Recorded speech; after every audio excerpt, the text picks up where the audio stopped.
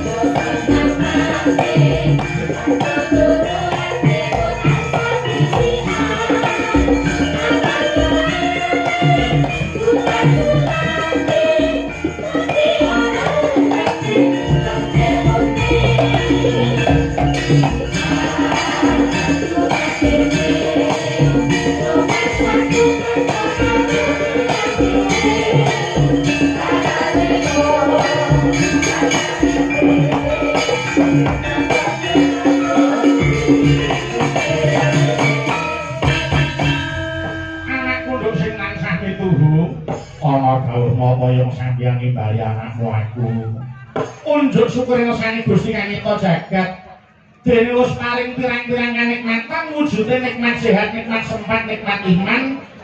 Satemah desa tetunggalan apa ana dukuh Teras Wetan siji nggih desa Teras Wetan RT 3 RW 1 Kecamatan Geneng Kabupaten Ngawi nggih. Alhamdulillah yo awit saka pangestuning para pepunden awake dhewe sak kanca wis pareng sowan ana daleme panjenenganing Bapak Gunaryanto SOS MSI lan Ibu Tutut Winastri ANJ. Iya Nduk dawuh kowe ngerti apa ora iki kagungan kersa apa yen ora kleru kagungan kersa ngunduh mantu. Iya kena diarani ngunduh mantu lan uga kena diarani mantu nggih jalaran mantene wadon wis dadi putrane Pak Gun dhewe Nduk wis minengku kaya putrane dhewe nggih. Ya kuwi Raka Mas Fahrul Dwianto kuwi putra kaloro saka jenenge Pak Gunaryanto ingkang wis anjatu krama Mbak Feni Widyawati kuwi putri jenenge Bapak Wijilan Ibu Ernawati SPJ saka Kauman Kecamatan utawa Kabupatene Magetan nggih. Alhamdulillah ijab wis kelakon tanggal 17 Oktober 2020 Nduk. Oh ngono nggih. Iki mung kari ngunduh manten nggih. Mantu sing diman-iman kabeh metu. Ya kuwi tresnane wong tuwa marang anak, celengane wong tuwa kanggo anak. Ora eman panjenengane Bapak Gunaryanto ngragati marang Mas Fahrul jalaran pancen wong tuwa nyambut gawe kuwi nggo majake anak kok Nduk. Oh ngaten ya Mas. Iya. Lan ngantasi Mas nyantarani Mas Fahrul lan uga panjenengane Bapak Gunaryanto wis padha netepi sumpahe dhewe-dhewe. Kok sumpahe dhewe-dhewe kepiye? Yen anak sumpahe anak nyang wong tuwa kuwi mikul dhuwur mendem jero. Nek yen sumpahe wong tuwa ngarang anak, anak polah bapa kepradah. Mas Fahrul kepengin palakrama, Pak Gunaryanto nrajai. Mula bengi iki wis kelakon digelar bahagian kaya ngene ndae nggih. Amin ya rabbal alamin.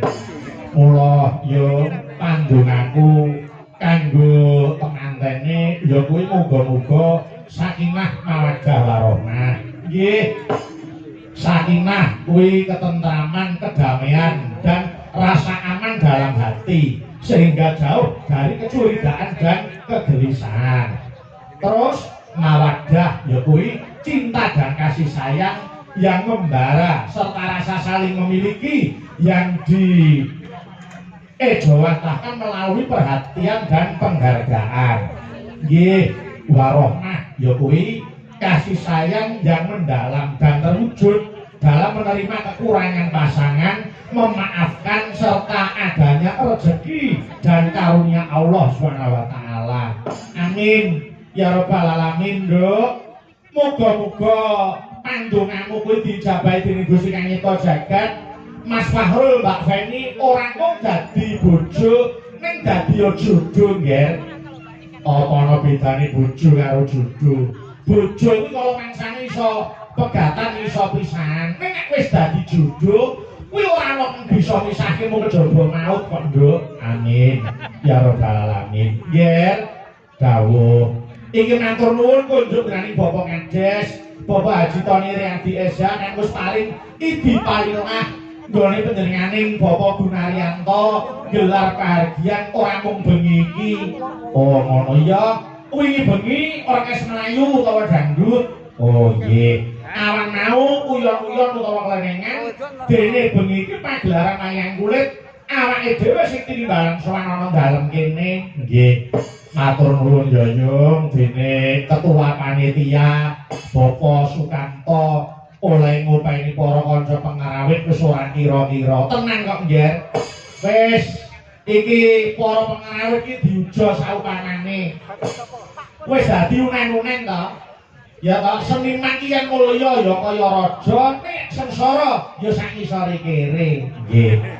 Ning bengi iki mulya tenan, Nduk. Ngono nggih. iki daharan wis prasmanan kae awake dhewe arep munggah panggung wis ngliwati daharan andher kagem para tamu para pengrawit ya ngono mung kali kuat-kuatan wetenge nggih manane diukahi ora apa-apa cedak kali kok nggih mula nggih iki gandeng ujube kuwi tasakuran mula ayo kowe ngaranku tirakatan lek ana dalem kene monggo tak dereke dasare dening Pak Gun sing ditimbali ora ngaku karo kowe kebu nimbali para edan bintang tamu sapa Mas Yuda CS ya diatur pinarak ana kiwa kotak dipethuk perahu layar monggo tak dereke monggo to yo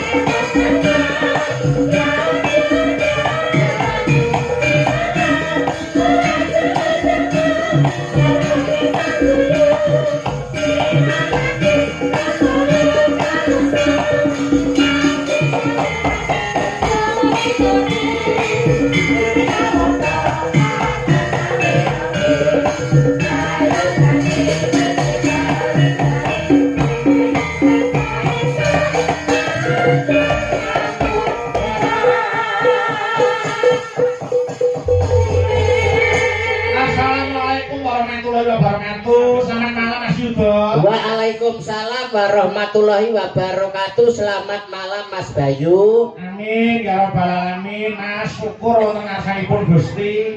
Kula panjenengan iso ketemu wonten Keras Wetan mriki. Alhamdulillah wa syukurillah. Mugi kawilujengan katentreman lan kabahagiaan tansah kajiwa kasarira dumateng keluarga ageng Bapak Gunaryanto lan Ibu Tutut mandhapipun dumateng temanten Sarimbe mugi tansah pikantuk berkah rahayuning Gusti satemah dados keluarga ingkang sakinah mawaddah lan warahmah Allahumma amin. Mas Yuda nggih bejo besane wong tuwa niku yen iso mala kramake putrane menangi nggone ndhautke putrane Mas leres Gira, nggih, mula kula panjenengan nulang dhateng lokasipun panjenenganipun Bapak Gunaryanto duweni Ibu Tutut. Nggih, sebabe apa kok panjang umur mergo penggalih semeleh ora kemungsung rasane. Leres. Aja to nampa rezeki paribasane nampa pancoban wae, tetep disyukuri. Niku umate Gusti sing pancen hebat tenan Mas Yuda. Wah, saestu kok Mas Bayu. Hebat niku mboten kados Pak Carik. Kula nek bali cekap Pak Carik ngoten mawon. Pun buntas pun rampung anggenipun netepi darmaning pini sepuh. Wong kewajibane wong tuwa darmane wong tuwa siji paring asma sing becik kanggo putrane, loro maringi ilmu utawa nyekolahke sing nomor 3 nikahke lamun wis dewasa. Wah, panjenengane pun buntas pun rampung anggenipun netepi darmaning sepuh. Amin. Pak Carik jan hebat luar biasa. Hebat. Napa melih menika mapan wonten desa sing paling atos. Desa paling atas Keras. oh iya nggih Desa keras, masyarakate kompak, guyub rukun, dasare sing kagungan kersa Pak Carik kalih butuntut juragan pitik. amin amin amin Nah, nek kula kalih panjenengan ditanggap karo butuntut juragan pitik wis ora ngentekno telek sak truk. wah diaturi kok Saestu. apa anu Bu cari mbari awake dhewe iki upil apa awang kene iki paribasane ngempek iki keterimane Bu Carik kali Pak Carik kok Malah kepara kala wau sampun wonten usulan panjenengan mengke mboten sah kesusu kondur rumiyin. Nggih. Awit napa panjenenganipun Bapak Lurah nggih badhe manggi panjenengan maringi DP kagem taun ngarep. Ora gawe-gawe lho. Lho, saestu lho pripun Bapak Ibu setuju nggih? Taun ajeng Pak Lurah setuju nggih? Pun rasan-rasan nggih cekap panjenengan kula kalih Mbak Niken pokoke kumplitane nggih ngeten iki. Oh, alhamdulillah. Alhamdulillah. Iku tadi dongane awake dhewe. Nggih, keras to daerah keras mriki sing kersa gelar wayang, sing kersa gelar pertunjukan tegese kiai kene iki ayem tentrem kahanane. Saestu wong desa keras niku desa maju, nadyanto desa keras niku desa sing maju. Listrik sudah masuk desa. Ternyata bareng tak selidiki, neng keras niki tesih usum ting. Oh, isih ana ting. Tesih kathah ting. Nggih. Anggere esuk nang nggo kanal ting ploweding ngono niku. Nggih, heeh.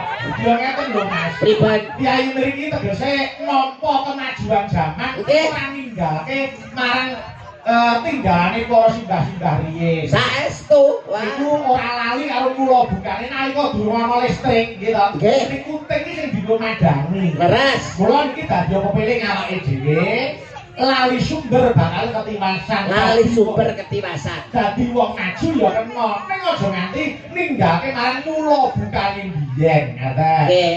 Ya contoh ya kiai kene wajar, kiai Drapiak Semangat. Nadyan sore mau dan Nggih. semanten para pamriksa dalu menika sing ngancani awake dhewe nggih. Alhamdulillah isih akeh Mas Yuda. Boten ngirangi guyub rukun lan tandha tresnane dumateng budaya nyatane sing kepareng rawuh sakmenten kathahipun menika mratandhakaken bilih desa keras menika masyarakatipun guyub rukun ayem tentrem. Amin. Nek niku Mas Yuda. Nggih. Kula ngimutke dhateng para pamriksa sing tengen tanggung hati-hati nggih. Nggih.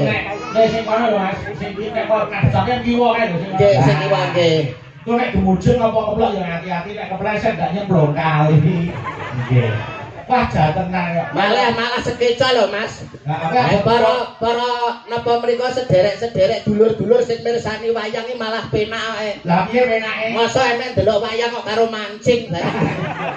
Wah, wis jan penak tenan kok. Alhamdulillah. Luar biasa menika saking guyub rukunipun tresnanipun dumateng panjenengan napa melih masyarakat keras menika benten kalian daerah lintunipun Mas. Napa bidange? Alah sok kala mongsane daerah liya niku sok seneng gegeran, sok seneng tawuran, tapi nek masyarakat mriki kondusif guyub rukun. Daerah liya karo tangga sok gak gelem nyopo, karo dulur sok gak gelem akur, tanggane tuku kulkas atine panas, tanggane tuku gelang atine melang-melang, tanggane tuku kalung atine bingung, tanggane tuku ceret lho mentret. Niku Mergo saka ora akure isine iki mung ngeri atine iku. serik. Ayo to kaya Pak Carik niku gak duwe sifat serik, tumindake sarwa apik, dasar sing wedok usahane pitik, duweke sithik diklumpukne kanggo nanggap wayang kulit, insyaallah barokah tambah apik. Allahumma Amin, amin. Wajar. Nek Mas Yuda ki ora rugi. mboten rugi, malah sing rugi kula. Lah piye ta? Ngejak curug keton iki gak omong blas. Ya Allah Gusti, nuwun sewu lho Kakang blekok moncrot. Ora sampe mandrot, Lah nyapa? ya mung cemet ngono tok. Kakang blekok cemet mbok katuran ngendika wong iki wis awake dhewe karo Mas Bayu kok Aku ki suwe lho ora ketemu karo Mas Pondo. Kuangen aku iki karo Mas Yuda. Nah, iya. Piye Mas Mandor? Pripun Kok wis ora ketemu Mas Mondo. Nggih. Aku kangen, Mas. Kali Mas Yuda niku kangen. Apa ngatane iso dadi cicak panggung iki arang-arang. Arang-arang. Ora lari sih ora jamak. Nggih, panjenengan semanten ugi mulai saka tresnane panjenengane Pak Carik kali panjenengan kula nggih boten piyambak. Lah jenengan lah boten sumerep to, Mas. Apa? Masyarakat iso guyub rukun, pakliran wayang kulit iso jenjem tentrem, masyarakat iso manunggal dados setunggal. Niku gara-gara sinten lah gak ngerti. Sopo sing dalari? Lah niki Mas Mondol nggih menika salah setunggale dagelan sing menungso raine kaya cok bakal. Kok bakal ndoke siji kok. Lah ndokmu pira? Loro. Ya keceket sitok to kok iso karo Mas Bayu kan lho. Selamat malam Mas Mondo. Nggih, selamat malam Mas Bayu Ijo. Bayu Aji kok Bayu Ijo. Mas Bayu Aji. Bayu Aji kok Bayu Ijo. Bayu Aji. Nggih. Ora nggih sehat to Mas Mondo? Alhamdulillah sehat. Nggih, nggih syukur nek benar sehat. Mas Yuda, Nggih Mas Bayu nggih. malam ini sangat luar biasa. Luar biasa. Napa mboten luar biasa panjenengane Pak Carik hebat kok. Panjenengan wau rias teng pundi Mas? Transit teng pundi? Lah kuwi mau di daleme sapa? Daleme kawitan. putrane pembarep Nggih. Mbak Tika Nggih. kalah tumbas dalem utawa tumbas omah lawas. Saestu. Wah, lawange diukir, Oh, cagake diukir, Ah. jedenge tak kira ya diukir to Mas. Lah kira diukir to lha apa ora? Mboten diukir niku Lah wae. jebule Dipangan rakyat. ya ora to. Oh, Nggih. diukir. Ora. Wah hebat garwane ngasta polisi. Betul. Luar biasa. Ah. Namung saged turun rembug rakitang mung klungsu-klungsu nderek udung Napa Mas Yuda? Mugi-mugi keluarga Bapak Carik Sarimbit Iba nggenipun kagungan kersa saestu pikantuk berkah rahayuning Gusti satemah temanten kekalih dados temanten ingkang sakinah mawaddah lan warahmah. Amin. Saiki gendi kowe. Dan ngono. Bisa omong ora iki jane cangkem babet to iki kok. Dienggo omong ki lho. Pokoke dungane mantene. ya ora ketang mong sethithik ki awakmu klungsu-klungsu melu kudu ngono lho. Apa nek bandare apa kudu? Lho ngene iki Ya, bisa mulai ngeclek ta. jenenge klungsu-klungsu melu udu ki awakmu ki nyumbang apa ngono lho kanggo Pak Carik. Pangan dhewe arek nek sumbangne Pak Carik. Ngene lho, kowe saka omah rene iki oleh-olehmu apa? Nggo Pak Carik iki lho. Wong kula niki mriki malah golek lho Mas kok golek-oleh. Walah. Koe Wis karepmu ngono. Kowe iki keluargane Pak Carik iki ben piye ngono lho. iki ben ngono ae. Wis ngene iki lho bocah kok iso. Tegese ki usahane ben saya maju dikapakne. Disurung. Maju. Mas enten kabel lecet ta? Lho apa ta? Kuwi nyetrum cangkeme cah iki. Jak omongan kok ora nek benere blas melu ndonga. Yen cara aku tumrape aku ngrasuk agama suci, tak dongakne barokah Allahu laka wa barokah alaika wa jama'a bainakum fil khair. Muga dadi keluarga sing kebak barokah lan dikumpulke karo wong-wong kang saleh. Allahumma Amin. menak lancar. Ya kowe, Ayo ngono. nganggo basa arep kaya awakmu. Lho, ya kudu iso ta. Dikira ora iso kok. Kanggo temanten to donga. Iya kanggo temanten. Ayo piye coba dungane? Rungokno. Oke. Iya kok iso. Ijo ya aku ra buder. Bah bocah iki. Bismillahirrahmanirrahim. Bismika Allahumma ahya wa bismika amut. Kene iki keras wetan lho. Sing Oke kecamatan santri lho. lho. Oke santri para alim ulama ki oke lho. Godhange para kiai, kedunge para alim ulama, akeh para santri, akeh ulama lho. Tembungmu sak limah kok nyocok rasane ngati iki lho. Kowe iki lho ndongakne manten piye? Gak krungu to Mang aku ndonga banter. Piye to jajal piye? Rungokno. Bismillahirrahmanirrahim. Bismika Allahumma ahya wa bismika amut. Lho, krungu ora? Cah kocluk, cah gendeng, cah kentir. Kuwi ngono jenenge doa tidur, doa arep turu. Cah kocluk, cah gendeng, cah kentir. Ngerti ya, manten nek radang turu kapan metenge. Oh iya iya iya bener. Bener. Ketoke sak kleraman. Sak celeraman. Lambe Mas Pondone kaya ngawut. Ning isine bener. Isi nopo to lambe kaya ngene kok mawet to bentuke kaya jumbleng. Wong Lambe jumbleng. Mas yo dikaya ngopo awakmu ki cara nyambut gawe utawa cara wong omah-omah iki kan luwih suwe saka temantene. Mesine kan kowe iso menehi tutur sembur. Ayo mbok nuturi. Nah. Tutur sembur ki piye ning manten ngono. Ula kok piye kok nyembur. Tutur sembur ki maksud iki kata mutiara lho. Kata mutiara kanggo temanten supaya rumah tanggane bahagia ki kowe kan duwe resep. Oh, alah arep masak terus kita resep. Resepe anu nasi goreng. Ngene. Kata terakhir yo manten saka jenengan apa wis. War bongko iki kata terakhir. Wong jak omongan bangel iki mau dicopet ngene ae lho kok iso. Kanggo ndonga temanten ki lho, cara konsepmu ki piye? Lah kabeh wis ana kuncine kok Mas. Weh edan tenan kok. Kabeh iki urip ning alam donya kabeh ana kuncine. Tegese wong omah-omah sadurunge omah-omah lan omah-omah kuwi ana rumus utawa ana kunci. Ana rumuse ana kuncine. Matematika kok kaya rumus. Ora ngentahi. Ora ngentahi. Baru adene tinggali ya sing tenanan langsulan kok rumuse apa? Rumuse wong omah-omah, kunci wong omah-omah sakurunge dadi manten kudu piye? Loh, tetep kuncinya hanya 3. Apa kuwi? A, B, C. Lho. Manten nek mbok tukokno kecap iku ngecroti matamu kowe. Kunci wong dadi manten ada 3. 3. A B C. Kuwi enek maknane, Enak maknane. enek karepe. Enak karepe. Wah edan tenan kok gundul iki kok iso. Wis mari kok. Karepe apa karepe? Huruf yang pertama adalah A. A. Anak loro kudu padha senenge. Iya, Bocah loro lanang wadon kudu padha senenge. Mergo dadi manten ora iso dipaksa rasane. Betul. Mula kudu padha senenge. Padha Oke. senenge. Nek wis bar A terus B. B. Bapak Ibu kudu merestui. Wo. Bapak Ibu Kudu merestui, mergo restu wong tuwa ki padha karo ridhone pangeran supaya anak turune dadi keluarga sing bahagia. amin. Bapak Ibu kudu Merestui. Terus A, B, C saiki. C. Cukup dibawa ke KUA. Sah.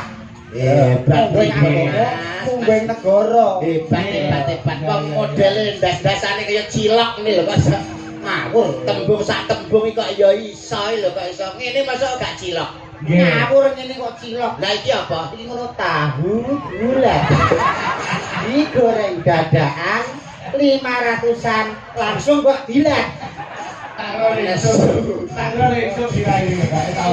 Tahu bulan. Kuwi sadurunge duwe mak dadi manten. Ah. Konsepe ABC. ABC. Lah nek wis diwisuda pinangka temanten wis sah menurut agama lan negara, konsepe Wis apa? omah-omah Wis omah-omah. tetep A, B, C. Lho kok ABC meh. Kabeh rumusnya ki A, B, C. A yang pertama. Anak istri yang diutamakan. Oh, nek wong Wis omah-omah. omah-omah. Loh, wis Anak omah-omah. istri harus diutamakan. Utamakan. Terus B. Bungah susah dilakoni wong loro. Wedan jelas Nggih. itu. Pak Lurah medun langsung menehi DP iku jelas. Jelas DP panjer to. Heeh. DP dupak. A, A B terus saiki C. C. Cinta sekali untuk seumur hidup. Weh. Kabeh ya anak kuncine. Masa yo kanggo wong omah-omah tok. Ora wong omah tok. Lah apa? MC bareng kuncine yo mau ABC. MC protokol Protokol. dalang manten. Dalam manten yo cukup ABC. A yang pertama. Assalamualaikum warahmatullahi wabarakatuh. Oh iya, pembukaan. Pembukaan. Terus B B. Bapak-bapak, ibu-ibu hadirin sekalian, bageke. Terus C cukup sekian, terima kasih. lah kok cekamen. Ah, cekak awas kok. Oh iya. Ngono kok jare kena kanggo patuladan iki lho. Nggih. Kowe iki ya nuwun sewu, kowe iki pernah tuwa, temantene iki pernah enom. Paling tidak kowe iki sebagai wong tuwa iki kudu menehi pitutur sing apik karo wong sing luwih enom. Sebab wong tuwa iki pengalamane wis luwih akeh, ibarate mangane uyah wis akeh. Mulane wong tuwa nek karo wong enom iki mesti apik wong tuwa, nggih to Mas? Ayo mesti dong. Lah. Pengalaman hidup wis akeh kok. Lah dalah. Oh, Piye wis bas temoto atine. piye balen oleh ngomong mau kok gak patek genah. Wong tua ki pengalaman hidup sudah banyak, mangane uyah wis akeh, mulane wong tua ki nek karo wong enom mesti luwih apik sing tua tinimbang sing enom. Wis mesti nek wong tuwa luwih apik. Ya jelas ta. Tenan yakin wis Yakin. kowe ngerti sengkuni. Sengkuni nek Mas Bayu paham nggih Mas Bayu Ngerti sembuni kok. Ngerti sengkuni ta? Ngerti. Kowe ngerti Puntadewa. Puntadewa ngerti. Sengkuni karo Puntadewa itu ndi? Tua Sengkuni Apik ndi? Sengkuni karo Puntadewa. apik pun. Ha. Yo Mas. Oh iya bener ya. Iya. Mas nuwun sewu ya Mas. Longo. Karepku ki sing mbok nggo conto ki aja wayang kulit ngene iki. Sing mbok nggo conto ki daharan sing disuguhne mau lho kan kena kanggo conto to. Apa wae nek sing enom contone kaya pelem, kaya buah, kaya apa gedang mau. Kuwi nek sing tuwa kuwi piye rasane? Legi, Nek enom sepet, pelem nek tuwa. Nek enom kecut. dadi panganan apa wae kuwi nek tuwa mesti luwih enak tinimbang sing enom. Rungokno kuping mundur kuwi. Jadi panganan apa ae Nek tuwa luwih enak tinimbang sing enom. nek tamu. Apa? Bojomu ning omah tau kelan bung. Tau nyayur bung. Ini ya Mas ya, pelem ya. Pelem, Kuwi nek tuwa legi. legi, Nek enom kecut, gedang nek tuwa, legi, nek enom sepet, salak nek tuwa. legi, Nek enom sepet. dadi panganan apa wae kuwi nek tuwa luwih enak tinimbang sing enom. Rungokno kupingmu, aja mbok bantah. Jadi panganan apa ae nek tuwa Luwih enak tinimbang sing enom. tak takon aku. Takon. Bojomu ning omah tau nyayur bung ora? Tau kelanjangan bung ora? Ini ya Mas ya, pelem ya Mas ya. Iya, Pelem pelem. nek tuwa legi. Legi. Tapi nek enom kecut. Kecut. Gedang kuwi nek tuwa legi. Legi. Nek enom Enak, kecut. sepet. Dadi panganan apa wae kuwi nek tuwa luwih enak tinimbang sing enom. Panganan apa ae nek tuwa Enak tinimbang sing enom. sik aku tak takon. Bojomu ning omah tau kelan bung ora? Ini lho ya Mas, pelem ya Mas. Ini kelem nek. Oh, Enak ngene. Lah aku wong ngawi, aku wong geneng, jangan bung ya tau to senenganku to kowe. Tahu ya? Tahu. Kayak sing nom apa sing tuwa? Jenenge bung anak pring ya sing enom. Kok gak sing tuwa ben enak ben nyocok tangkemmu. Ngene iki. apa yang iso kan didek. Wong enak menungso kon mangan gedhek iki ya. Nuwun sewu nggih Mas Bayu nggih. Awakmu ki mbaya aja kaya ngono. Sing mbok derekno ki Mas Bayu lho. Ki Bayu Aji Prasetyo ki dalang kondang saka Surakarta. Kowe iki tindak sapecak tembung saklimah muna-muni kudu sing sarwa ngati-ati. Tugas dalang ki ngudal piwulang. Piwulang sing luhur, piwulang sing becik. Kok sak penake kowe karo dalang? Lha terus karepe Lho, dalang ki gawean sing abot lho, Mas. Aja kepelekno dalang lho kowe. dalang nyabot. Abot. Abote dalang nggih endi apa ngangkati gamelan? Apa usung-usung gamelan apa nonton debok? Dalang teko kare lungguh karo nyabot.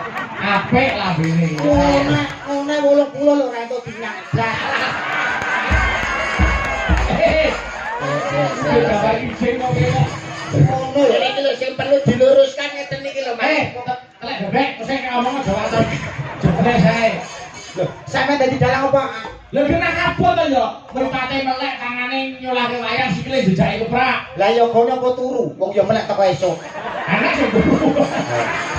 Tahu ae sing turu ae terus ditinggal ngene bis. Tegese abote dadi dalang iki kok ora perkara usum-usum, ora katakan. Dalang ki nyuwara terus nganti tekan pada esuk ki nyuwara terus. Lah sindene kok apa bisu? Wong yo nyuwara teko esuk. Muni teko esuk Iwan. Kok muni abot dalang. Ngene lho. Angel aja omongan iki. Dalang ki abot ngono lho, Mas. Abote dalang apa ngangkati gamelan apa musuhi debok? Karek ngapa? Teko lho kare lungguh karo cek ngene kok muni 80 dinyang ra oleh. Ngene iki lho. Lah lambene ngomong ngono kuwi nyepeleke ngono.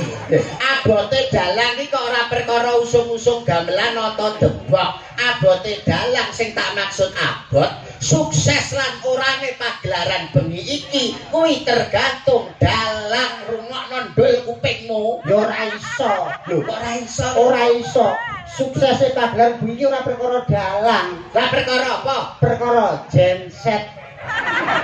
Enek dalange, enek yogane, enek jensete opar garingan. Pedhot gorokane no Mas. Ya, Mas. Wis. Pentingnya genset. Berarti sing penting ora dalang. Ora Sing penting apa? genset. Nek ngono sing penting ya ora genset. Lah apa? Sing penting solar, enek gensete, gak enek solare, apa arep mbok uyuhi gensetmu. Yo ora iso nguruk. Gak iso ngurus. Dadi sing penting Solar. ora iso. Sing penting pom. Enek solare, ora nek pome leh arep tuku nang ndi. Ngene bakul brambang. Ora enek. Berarti sing penting apa? Sing penting pom. Nek ngono sing penting ya ora pom. Lah apa? Sing penting lemah utawa bumi. Nek gak enek bumi arep mbok encep ning ndi pommu. Ora iso dibangun. Lah, sing penting bumi. Nek ngono sing penting ya ora bumi tok. Lah sing penting apa? Sing penting Allah Subhanahu wa taala. Yo entek nek tekan kono yo wis. Entek. Lah, didorone yo entek lho. Lah ra nang parang rono suwi utuh ngengkel-engkelan tok. Klungsu melu udu. Gliyak-gliyak watone. Tanda Gremet-gremet Katone slamet. Hah? Mula kabeh iki penting. Nggih, nggih. Kaya dene wong sak awak sak kujur iki. Nggih. Mripat duwe kewajiban dhewe, irung duwe kewajiban dhewe, lambe, tangan, sikil duwe kewajiban dhewe-dhewe. Leres. Dalang yoga sinden pelawak niku wis ana nggone dhewe-dhewe, ora perlu dibanding-bandingke gitu. Betul. Duweni tanggung jawab sing abot kabeh. Kaya dene Mas Yuda. Nggih. Ya duweni tanggung jawab. Betul. Mergo panjenengan kuwi duweni kulawarga gitu. Nggih. Nyambut gawe sing apik, satemah para pamirsa semangatine sok bakal ditimbali meneh. Amin. Nggih. Oh, sampeyan dhewe wis seneng kok aku. Lah nggih. Luwung ngoten mriki gene Pak Lurah, luwung ngoten mawon. Piye? Sogone Pak Lurah ra nggo Aku karo Mas Bayu tok. Ah, Pak Lurah tak baca. Wong kene iki yo kancane. Aja nesu. Ora nesu. Tak goleki kanca. Saged, nggih, nggih. Yo niken salindri ben ngancani we. Jebul